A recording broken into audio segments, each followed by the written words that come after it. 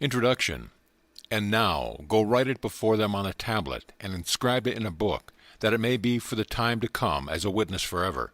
Isaiah 38. I want to express my sincere appreciation to the hundreds of men and women who have written me, telling me of their use of imagination to create a greater good for others as well as for themselves, that we may be mutually encouraged by each other's faith, a faith which was loyal to the unseen reality of their imaginal acts. The limitation of space does not allow the publication of all the stories in this one volume. In the difficult task of selecting and organizing this material, Ruth Messenger and Julian Brainerd have been of invaluable assistance. Neville. Chapter 1. The Law. Imagining creates reality. Man is all imagination. God is man and exists in us, and we in him. The eternal body of man is the imagination, that is, God himself. Blake.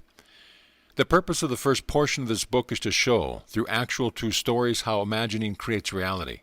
Science progresses by way of hypotheses, tentatively tested, and afterwards accepted or rejected according to the facts of experience. The claim that imagining creates reality needs no more consideration than is allowed by science. It proves itself in performance. The world in which we live is a world of imagination. In fact, life itself is an activity of imagining. For Blake, wrote Professor Morrison of the University of St. Andrews, the world originates in a divine activity identical with what we know ourselves as the activity of imagination. His task being to open the immortal eyes of man inward into the world of thoughts, into eternity, ever expanding in the bosom of God, the human imagination. Nothing appears or continues in being by a power of its own. Events happen because comparatively stable imaginal activities created them, and they continue in being only as long as they receive such support. The secret of imagining, writes Douglas Fawcett, is the greatest of all problems to the solution of which the mystic aspires. Supreme power, supreme wisdom, supreme delight lie in the far-off solution of this mystery.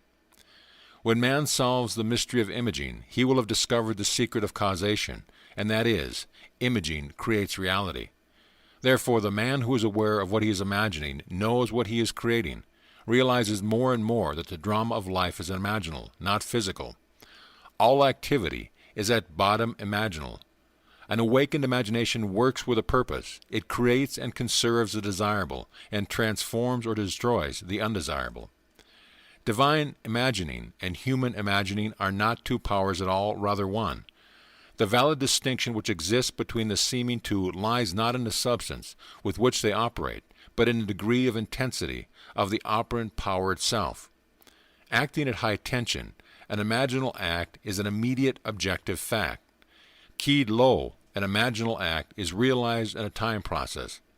But whether imagination is keyed high or low, it is the ultimate, essentially non-objective reality, from which objects are poured forth like sudden fancies.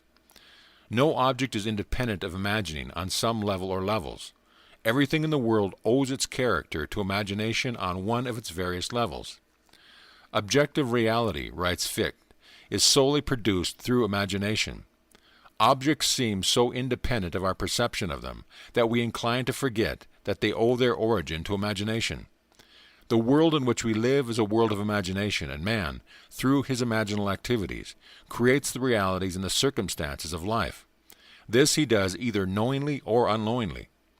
Men pay too little attention to this priceless gift, the human imagination, and a gift is practically non-existent unless there is a conscious possession of it and a readiness to use it.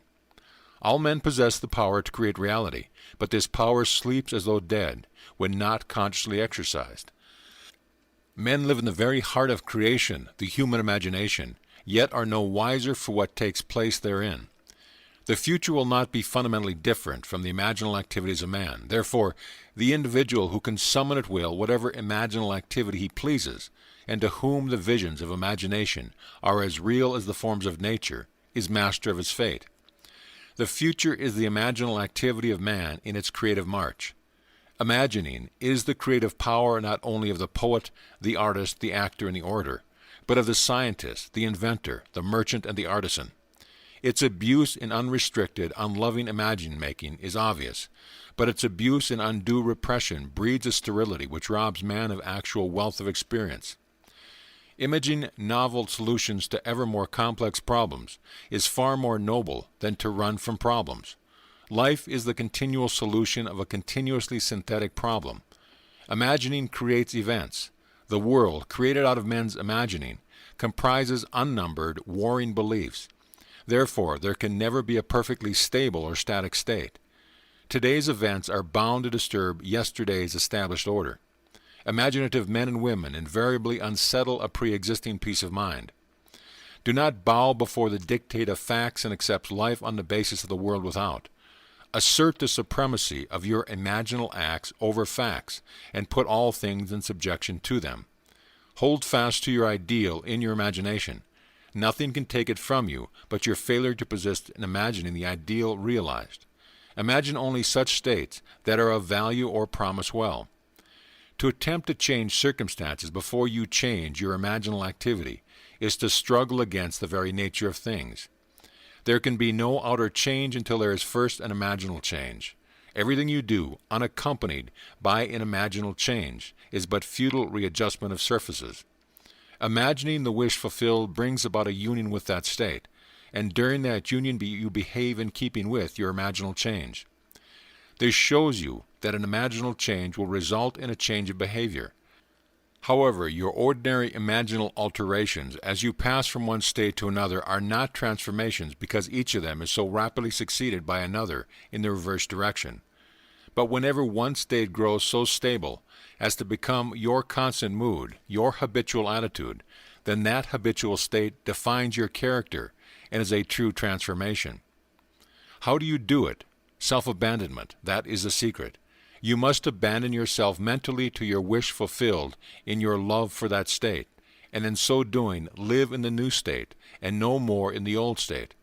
You cannot commit yourself to what you do not love, so the secret of self-commission is faith, plus love. Faith is believing what is unbelievable. Commit yourself to a feeling of the wish fulfilled.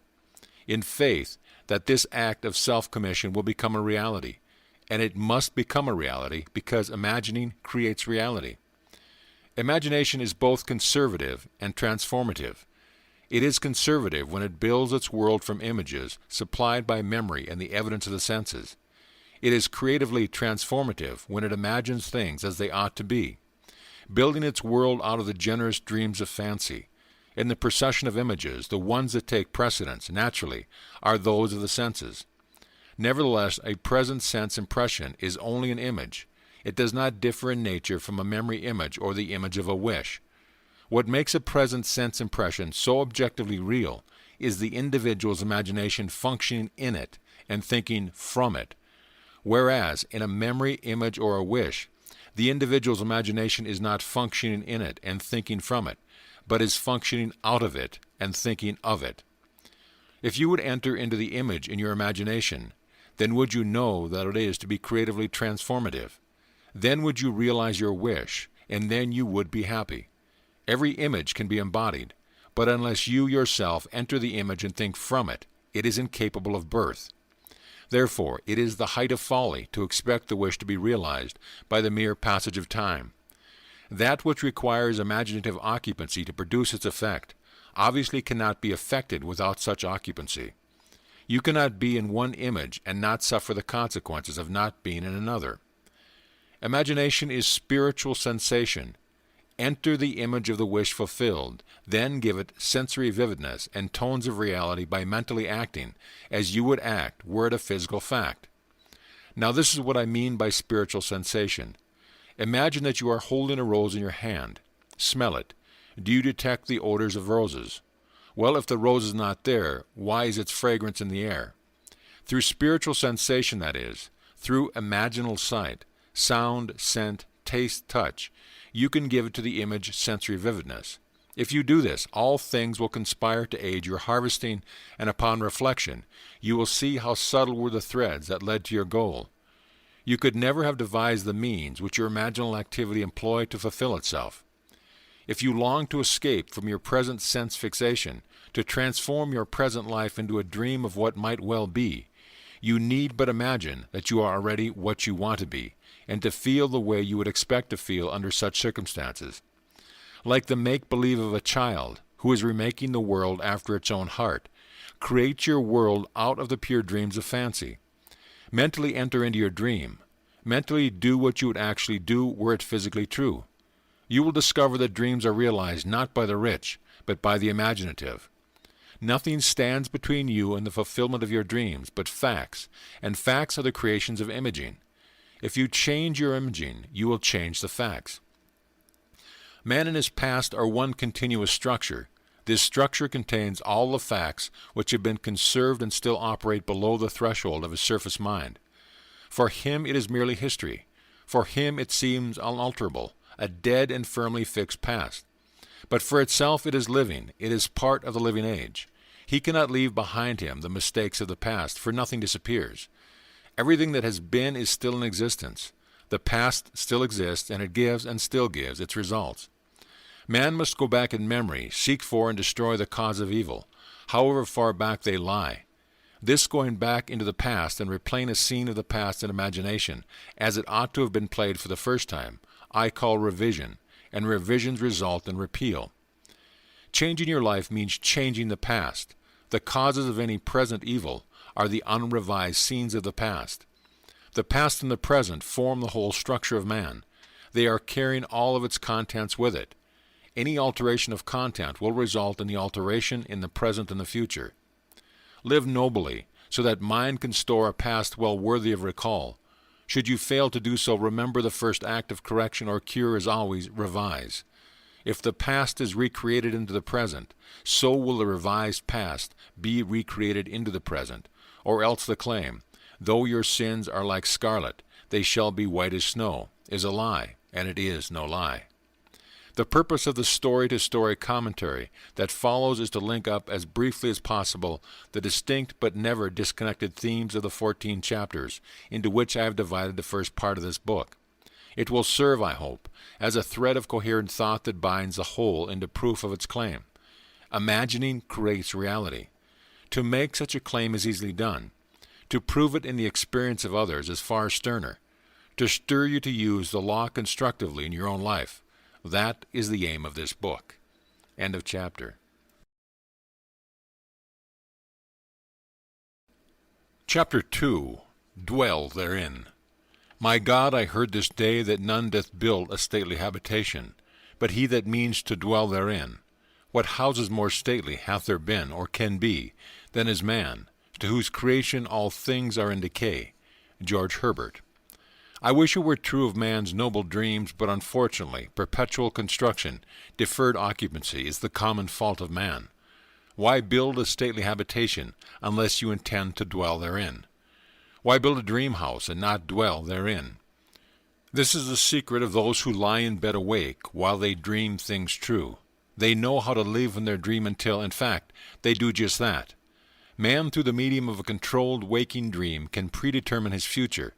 That imaginal activity of living in the feeling of the wish fulfilled leads man across a bridge of incident to the fulfillment of the dream.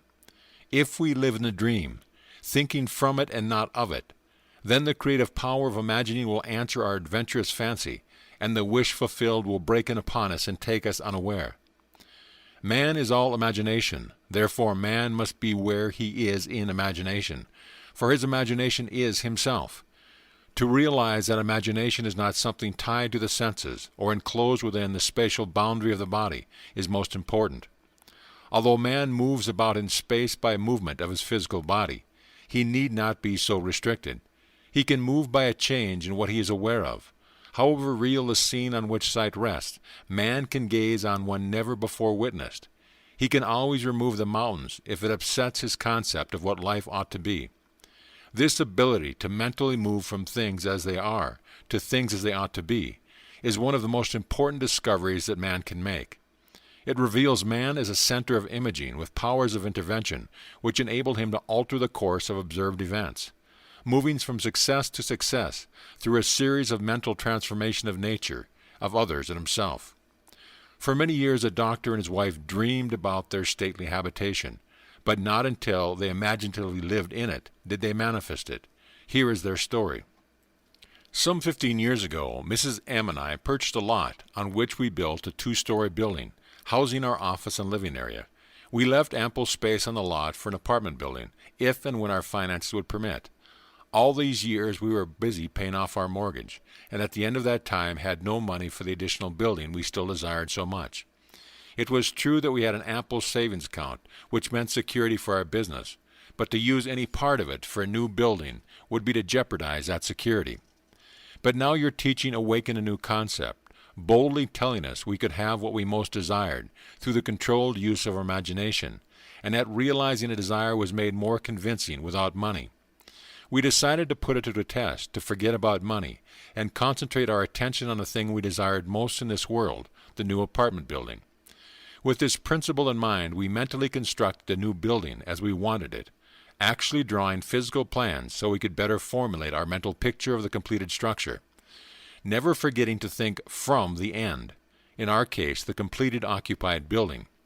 We took many imaginative trips through our apartment house, renting the units to imaginary tenants, examining in detail every room and enjoying the feeling of pride as friends offered congratulations on the unique planning. We brought into our imaginal scene one friend in particular. I shall call her Mrs. X, a lady we had not seen for some time as she had given us up socially, believing us a bit peculiar in our new way of thinking. In our imaginal scene we took her through the building and asked her how she liked it. Hearing her voice distinctly, we had her reply, "Doctor, I think it is beautiful." One day, while talking together of our building, my wife mentioned a contractor who had constructed several apartment homes in our neighborhood. We knew of him only by name that appeared on signs adjacent to building under construction, but realizing that if we were living in the end, we would not be looking for a contractor, we promptly forgot this angle. Continuing these periods of daily imagining for several weeks, we both felt we were now fused with our desire and had successfully been living in the end.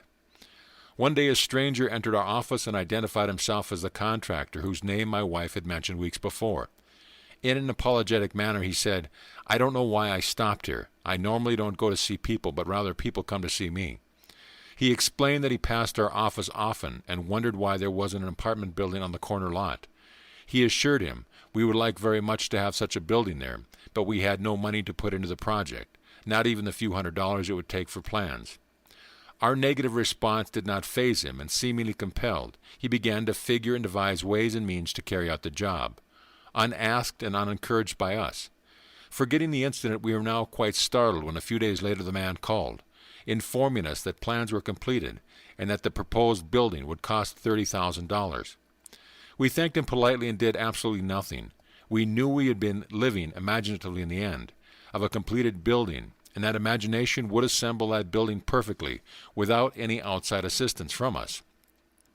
So we were not surprised when the contractor called again the next day to say he had found a set of blueprints in the files that fitted our needs perfectly with few alterations. This, we were informed, would save us the architect's fee for new plans. We thanked him again and still did nothing. Logical thinkers would insist that such negative response from prospective customers would completely end the matter. Instead, 2 days later, the contractor again called with the news that he had located a finance company willing to cover the necessary loan, with the exception of a few $1,000s. It sounds incredible, but we still did nothing. For remember, to us this building was completed and rented, and in our imagination we had not put one penny into the construction. The balance of this tale reads like a sequel to Alice in Wonderland, for the contractor came to our office the next day and said, as though presenting us with a gift, "You people are going to have that new building anyway. I've decided to finance the balance of the loan myself. If this is agreeable, I'll have my lawyer draw up the papers, and you can pay me back out of the net profits from rentals." This time we did something. We signed the papers and construction began immediately. Most of the apartment units were rented before final completion, and all but one occupied the day of completion. We were so thrilled by the seemingly miraculous events of the past few months that for a while we didn't understand this seeming flaw in our imaginal picture. But knowing that we had already accomplished through the power of imaging, we immediately conceived another imaginal scene, and in it, this time, instead of showing the party through the unit and hearing the words "we'll take it," we ourselves in imagination visited tenants who had already moved into that apartment. We allowed them to show us through the rooms and heard their pleased and satisfied comments. 3 days later, that apartment was rented.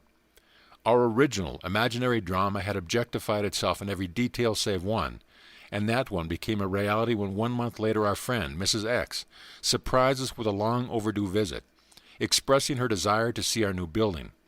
Gladly we took her through, and at the end of the tour heard her speak the line we had heard in our imagined so many weeks before, as with emphasis on each word she said, "Doctor, I think it is beautiful."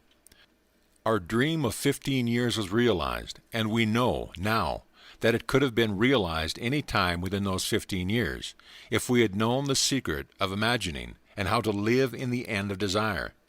But now it was realized. Our one big desire was objectified, and we did not put 1 penny of our own money into it. Dr. M. Through the medium of a dream, a controlled waking dream, the doctor and his wife created reality. They learned how to live in their dream house, as in fact now they do. Although help seemingly came from without, the course of events was ultimately determined by their imaginal activity of the doctor and his wife. The participants were drawn into their imaginal drama because it was dramatically necessary that they should be. Their imaginal structure demanded it. All things by a law divine, in one another's being mingle. The following story illustrates the way in which a lady prepared her stately habitation, by imaginatively sleeping in it or dwelling therein. A few months ago my husband decided to place our home on the market. The main object for the move, which we had discussed many times, was to find a home large enough for the 2 of us, my mother and my aunt, in addition to 10 cats, 3 dogs, and 1 parakeet. Believe it or not, the contemplated move was my husband's idea, as he loved my mother and aunt and said I was at their house most of the time anyway, so why not live together and pay 1 tax bill? I liked the idea tremendously, but I knew that this new home would have to be something very special in size, location, and arrangement, as I insisted on privacy for all concerned.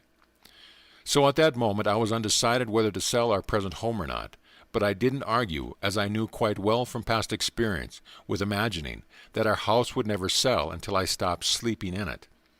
2 months and 4 or 5 real estate brokers later, my husband had given up on the sale of our house, and so had the brokers. At this point I had convinced myself I now wanted to change, so for 4 nights in my imagination I went to sleep in the kind of home I would like to own.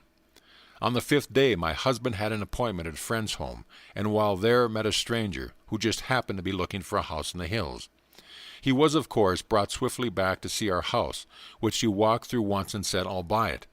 This didn't make us very popular with a broker, but that was all right with me, as I was happy to keep the broker's commission in the family. We moved within 10 days and stayed with my mother while looking for our new house.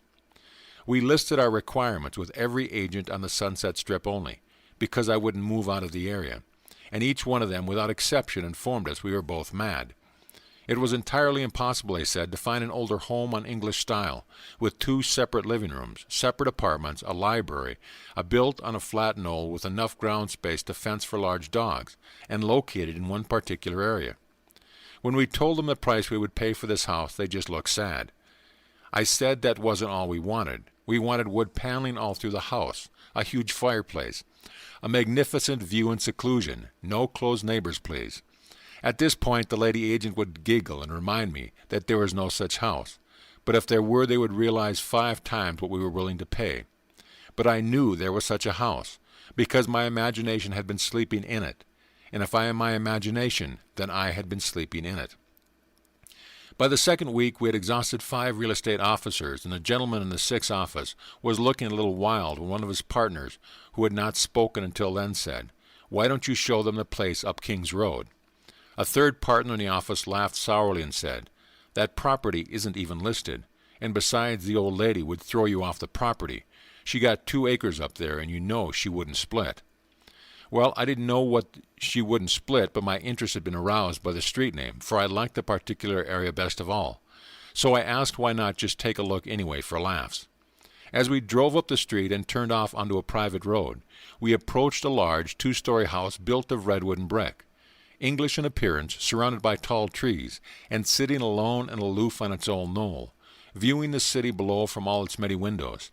I felt a peculiar excitement as we walked to the front door, and we were greeted by a lovely woman who graciously asked us in. I do not think I breathed for the next minute or so, for as I walked into the most exquisite room I had ever seen. The solid redwood walls and the brick of the great fireplace rose to the height of 28 feet, terminating in an arched ceiling joined together by huge redwood beams. The room was straight out of Dickens, and I could almost hear Christmas carolers singing in the balcony of the upstairs dining room, which looked out over the living room. A great cathedral window gave the view of sky, mountains and city far below, and the beautiful old redwood walls glowed in the sunlight. We were shown through a spacious apartment on the lower floor with connecting library, separate entrance and separate patio. 2 staircases led upward to a long hall, opening into 2 separated bedrooms and bath. At the end of the hall was, yes, a second living room, opening out onto a second patio, screened by trees and redwood fencing. Built on 2 acres of beautifully landscaped grounds, I began to understand what the agent had meant by saying she wouldn't split, for on 1 acre stood a large swimming pool and pool house completely separated from the main house, but undoubtedly belonging to it. It did indeed seem to be an impossible situation, as we did not want 2 acres of highly taxable property, plus a swimming pool a block away from the house. Before we left, I walked through the magnificent living room, once more going up the stairs to the dining room balcony. I turned and looking down saw my husband standing by the fireplace, pipe in hand, with an expression of perfect satisfaction on his face. I placed my hands on the balcony railing and watched him for a moment. When we were back in the real estate office, the 3 agents were ready to close for the day, but my husband detained them, saying, "Let's make her an offer anyway. Maybe she will split the property. What can we lose?" 1 agent left the office without a word. Another said, "The idea is ridiculous." The agent we had originally talked to said, "Forget it, it's a pipe dream." My husband is not easily annoyed, but when he is, there is no more stubborn creature on earth. He was now annoyed. He sat down, slapped his hand on the desk, and roared, "It's your business to submit offers, isn't it?" They agreed that this was so and finally promised to submit an offer on the property. We left, and that night, in my imagination, I stood on the dining room balcony and looked down at my husband standing by the fireplace. He looked up at me and said, "Well, honey, how do you like our new home?" I said I'd love it. I continued to see that beautiful room and my husband in it, and felt the balcony railing gripped in my hand until I fell asleep. The next day, as we were having dinner in my mother's home, the telephone rang and the agent, in an unbelieving voice, informed me that we had just purchased a house. The owner had split the property right down the middle, giving us the house and the acre it stood on for the price we offered. Dreamers often lie in bed awake, while they do dream things true. One must adopt either the way of imagination or the way of sense. No compromise or neutrality is possible. He who is not for me is against me. When man finally identifies himself with his imagination rather than his senses, he has at long last discovered the core of reality. I have often been warned by self-styled realists that man will never realize his dream by simply imagining that it is already here. Yet man can realize his dreams by simply imagining that it is already here. That is exactly what this collection of stories proves. If only men were prepared to live imaginatively in the feeling of the wish fulfilled, advancing confidently in their controlled waking dream, then the power of imagining would answer their adventurous fancy, and the wish fulfilled would break in upon them and take them unawares. Nothing is more continuously wonderful than the things that happen every day to the man with imagination, sufficiently awake to realize their wonder. Observe your imaginal activities. Imagine better than the best you know, and create your better world for yourself and others. Live as though the wish had come, even though it is yet to come, and you will shorten the period of waiting. The world is imaginal, not mechanistic. Imaginal acts, not blind fate, determine the course of history. End of chapter.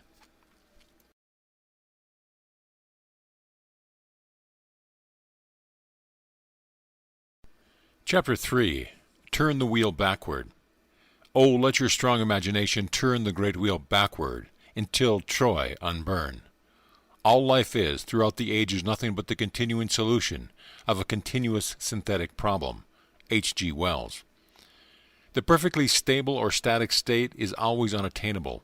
The end attained objectively always realizes more than the end the individual originally had in view. This in turn creates a new situation of inner conflict, needing novel solutions to force man along the path of creative evolution. His touch is infinite, and lends a yonder to all ends. Today's events are bound to disturb yesterday's established order. The creatively active imagination invariably unsettles a pre-existing peace of mind. The question may arise as to how, by representing others to ourselves as better than they really were, or mentally rewriting a letter to make it conform to our wish, or by revising the scene of an accident, the interview with an employer, and so on, could change what seems to be the unalterable facts of the past. But remember my claims for imagining. Imagining creates reality. What it makes, it can unmake. It is not only conservative, building a life from images supplied by memory. It is also creatively transformative, altering a theme already in being. The parable of the unjust steward gives the answer to the question. We can alter our world by means of a certain illegal imaginal practice, by means of a mental falsification of the facts, that is, by means of a certain intentional, imaginal alteration of that which we have experienced. All this is done in one's own imagination. This is a form of falsehood which not only is not condemned, but is actually approved in the gospel teaching. By means of such a falsehood, a man destroys the cause of evil and acquires friends, and on the strength of this, revision proves, judging by the high praise the unjust steward received from his master, that he is deserving of confidence. Because imagining creates reality, we can carry revision to the extreme and revise a scene that would be otherwise unforgivable. We learn to distinguish between man, who is all imagination, and those states into which he may enter. An unjust steward, looking at another's distress, will represent the other to himself, as he ought to be seen. Were he himself in need, he would enter his dream in his imagination, and imagine what he would see and how things would be seen, and how people would act, after these things should be. Then in this state he would fall asleep, feeling the way he would expect to feel under such circumstances. Would that all the Lord's people were unjust stewards, mentally falsifying the facts of life to deliver individuals forevermore. For the imaginal change goes forward, until at length the altered pattern is realized on the heights of attainment. Our future is our imaginal activity in its creative march. Imagine better than the best you know. To revise the past is to reconstruct it with new content. Man should daily relive the day as he wished he had lived it, revising the scenes to make them conform to his ideals. For instance, suppose today's mail brought disappointing news. Revise the letter, mentally rewrite it and make it conform to the news you wish you had received. Then, in imagination, read the revised letter over and over again, and this will arouse the feeling of naturalness. And imaginal acts become facts as soon as we feel natural in the act. This is the essence of revision, and revision results in repeal. This is exactly what F.B. did. Late in July, I wrote to a real estate agent of my desire to sell a piece of land, which had been a financial burden to me. His negative reply listed all the reasons why sales were at a standstill in that area, and he forecast a bleak period of waiting until after the first of the year. I received his letter on Tuesday, and in my imagination, I rewrote it with words indicating that the agent was eager to take my listing. I read this revised letter over and over, and I extended my imaginal drama using your theme of the four mighty ones of your imagination, from your book, Seed Time and Harvest, the producer, the author, the director, and the actor. In my imaginal scene as producer, I suggested the theme. The lot is sold for a profit. As the author, I wrote this simple scene which, to me, implied fulfillment. Standing in the real estate office, I extended my hand to the agent and said, "Thank you, sir," and he replied, "It was my pleasure doing business with you." As director, I rehearsed myself as actor until the scene was vividly real, and I felt the relief which would be mine if the burden were really lifted. 3 days later, the agent I had originally written phoned me saying he had a deposit for my lot at the price I had specified. I signed the papers in his office the next day, extended my hand and said, "Thank you, sir." The agent replied, "It was my pleasure doing business with you." 5 days after I had constructed and enacted an imaginal scene, it became a physical reality, and was played word for word just as I had heard it in my imagination. The feeling of relief and joy came, not so much from selling the property, but from the incontrovertible proof that my imagined drama worked. F.B. If the thing accomplished were all, how futile, but F.B. discovered a power within himself that can consciously create circumstances. By mentally falsifying the facts of life, man moves from passive reaction to active creation. This breaks the wheel of recurrence and builds a cumulatively enlarging future. If man does not always create in the full sense of the word, it is because he is not faithful to his vision, or else he thinks of what he wants rather than from his wish fulfilled. Man is such an extraordinary synthesis, partly tied by his sensei and partly free to dream, that his internal conflicts are perennial. The state of conflict in the individual is expressed in society. Life is a romantic adventure. To live creatively, imagining novel solutions to ever more complex problems, is far nobler than to restrain or kill out desire. All that is desired can be imagined into existence. Wouldst thou be in a dream and yet not sleep? Try to revise your day every night before falling asleep. Try to visualize clearly and enter into the revised scene, which would be the imaginal solution of your problem. The revised imaginal structure may have a great influence on others, but that is not your concern. The other influenced in the following story is profoundly grateful for the influence. LSE writes, Last August, while on a blind date, I met the man I wanted to marry. This happens sometimes, and it happened to me. He was everything I had ever thought of as desirable in a husband. 2 days after this enchanted evening, it was necessary for me to change my place of residence because of my work. And that same week, the mutual friend who had introduced me to this man moved away from the city. I realized that the man I had met probably did not know of my new address, and frankly, I was not sure he knew my name. After your last lecture, I spoke to you of this situation. Although I had plenty of other dates, I could not forget this one man. Your lecture was based on revising our day, and after speaking to you, I determined to revise my day every day. Before going to sleep at night, I felt I was in a different bed, in my own home as a married woman, and not as a single working girl sharing an apartment with 3 other girls. I twisted an imaginary wedding band on my imaginary left hand, saying over and over to myself, "This is wonderful. I really am Mrs. J.E." And I fell asleep in what was, a moment before, a waking dream. I repeated this imaginary scene for 1 month, night after night. The first week in October he found me. On our second date I knew my dreams were rightly placed. Your teachings tell us to live in the end of our desires until that desire becomes fact. So although I did not know how he felt about me, I continued night after night, living in the feeling of my dream realized. The results? In November he proposed. In January we announced our engagement. And the following May we were married. The loveliest part of it all, however, is that I am happier than I ever dreamed possible, and I know in my heart he is too. Mrs. J.E. By using her imagination radically instead of conservatively, by building her world out of pure dreams of fancy, rather than using images supplied by memory, she brought about the fulfillment of her dream.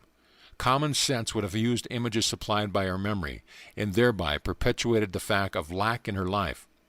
Imagination created what she desired out of a dream of fancy. Everyone must live wholly on the level of imagination, and it must be consciously and deliberately undertaken. Lovers and madmen have such seething brains, such shaping fantasies, that apprehend more than cool reason ever comprehends. In our times of revision, be well spent. We need not worry about results. Our fondest hopes will be realized. Art thou real, earth? Am I? In whose dream do we exist? There is no inevitable permanence in anything. Both past and present continue to exist only because they are sustained by imagining, on some level or another. And a radical transformation of life is always possible by man revising the undesirable part of it. In this letter, Mr. R.S. questions this subject of influence. During your current series of lectures, trouble developed with collections on one of my trust deeds. The security, a house and a lot, was neglected and run down. The owners were apparently spending their money in bars, while their 2 little girls, aged 9 and 11, were noticeably uncared for. However, forgetting appearances, I began to revise the situation. In my imagination, I drove my wife past the property and said to her, "Isn't the yard beautiful? It's so neat and well cared for. Those people really show their love for their home. This is one trust deed we will never have to worry about. I would see the house and lot as I wanted to see it. A place so lovely, it gave me a warm glow of pleasure. Every time the thought of this property came to me, I repeated my imaginal scene. After I had been practicing this revision for some time, the woman who lived in the house had an automobile accident. While she was in the hospital, her husband disappeared. The children were cared for by the neighbors, and I was tempted to visit the mother in the hospital to reassure her of assistance if necessary. But how could I? when my imaginary scene implied that she and her family were happy, successful, and obviously contented. So I did nothing but my daily revision. A short while after leaving the hospital, the woman and her two daughters disappeared also. Payments were sent in on the property, and a few months later she reappeared with a wedding certificate and a new husband. At this writing, all payments are right up to date. The two little girls are obviously happy and well cared for, and a room has been added to the property by the owners, giving our trust deed additional security. It was mighty nice to solve my problem without threats, unkind words, eviction, or worry about the little girls. But was there something in my imagining that sent that woman to the hospital? R.S. Any imaginal activity acquiring intensity through our concentrated attention to clarity of the end, desire tends to overflow into regions beyond where we are. But we must leave it to take care of such imaginal activity itself. It is marvelously resourceful in adapting and adjusting means to realize itself. Once we think in terms of influence, rather than of clarity of the end desired, the effort of imagination becomes an effort of will, and the great art of imagining is perverted into tyranny. The buried past usually lies deeper than our surface mind can plumb, but fortunately for this lady she remembered and proved that the made past can also be unmade through revision. For 39 years I had suffered from a weak back. The pain would increase and decrease, but would never leave completely. The condition had progressed to the point where I used medical treatment almost constantly. The doctor would put the hip right for the moment, but the pain simply would not go away. One night I heard you speak of revision and wondered to myself if a condition of almost 40 years could be revised. I had remembered at the age of 3 or 4 years I had fallen backward from a very high swing, and had been quite ill at that time because of a serious hip injury. From that time on, I had never been completely free from pain, and had paid many a dollar to alleviate the condition to no avail. This year, during the month of August, the pain had become more intense, and one night I decided to test myself and attempt to revise the ancient accident, which had been the cause of so much distress and pain and costly medical fees most of my adult life. Many nights passed before I could feel myself back to the age of childhood play, but I succeeded. One night I actually felt myself on that swing, feeling the rush of the wind, as the swing rose higher and higher. As the swing slowed down, I jumped forward, landing solidly and easily on my feet. In the imaginal action, I ran to my mother and insisted that she come watch what I could do. I did it again, jumping down from the swing and landing safely on my 2 feet. I repeated this imaginal act over and over again until I fell asleep in the doing of it. Within 2 days, the pain in my back and hip began to recede, and within 2 months, pain no longer existed for me. A condition had plagued me for more than 39 years, that had cost a small fortune in attempted cure, was no more. L.H. It is to the pruning shears of revision that we owe our prime fruit. Man and his past are one continuous structure. This structure contains all the past which has been conserved, and still operates below the threshold of his senses to influence the present and the future of his life. The whole is carrying all of its contents with it. Any alteration of content will result in an alteration in the present and the future. The first act of correction or cure is always revise. If the past can be recreated into the present, so can the revised past. And thus the revised past appears within the very heart of her present life. Not fate, but a revised past brought her good fortune. Make results and accomplishments the crucial test of true imagination, and your confidence in the power of imagination to create reality will grow gradually from your experiments with revisions confronted by experience. Only by this process of experiment can you realize the potential power of your awakened and controlled imagination. "How much do you owe my master?" he said. 100 measures of oil. And he said to him, "Take your bill and sit down quickly and write 50. This parable of the unjust steward urges us to mentally falsify the facts of life, to alter a theme already in being. By means of such imaginative falsehood a man acquires friends. As each day falls, mentally revise the facts of life and make them conform to events well worthy of recall. Tomorrow will take up the altered pattern and go forward until at length it is realized on the heights of attainment. The reader will find it worthwhile to follow these clues. Imaginal construction of scenes implying the wish fulfilled, and imaginative participation in these scenes until tones of reality are reached. We are dealing with the secret of imagination, in which man is seen awakening into a world completely subject to his imaginative power. Man can understand recurrence of events well enough, the building of a world from images supplied by memory, things remaining as they are.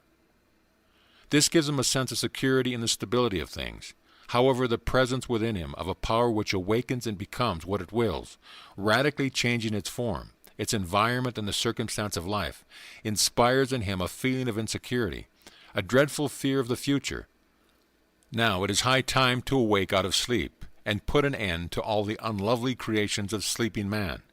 Revise each day. Let your strong imagination turn the great wheel backward until Troy unburn. End of chapter.